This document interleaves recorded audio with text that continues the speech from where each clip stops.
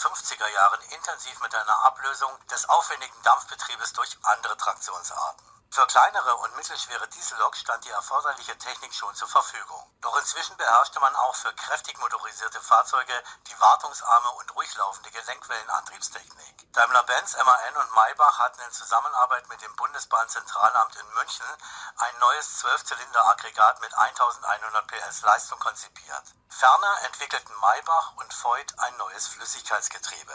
Aus diesen fortschrittlichen Komponenten wurde bei Krauss-Maffei unter Beteiligung der meisten westdeutschen Lokomotivbaufirmen die Erfolgslokomotive V200.0 entwickelt. Deren zwei Aggregate leisteten zusammen 2200 PS bei einer Dienstlast von ca. 78 Tonnen. Auch ein halbes Jahrhundert nach ihrer Beschaffung stehen heute noch einige Exemplare im Ausland und bei Privatbahnen im Dienst.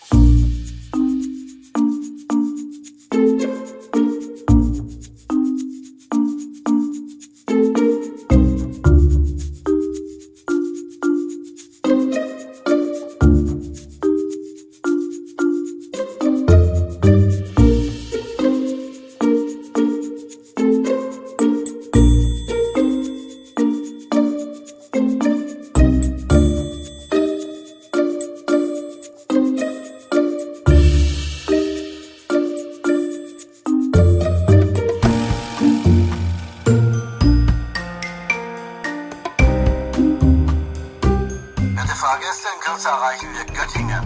Otto, du weißt schon, dass wir mittlerweile 8 Minuten Verspätung haben.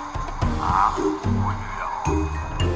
Achtung, an Gleis 1 fährt ein der F41 von Frankfurt am Main nach Hamburg-Altona.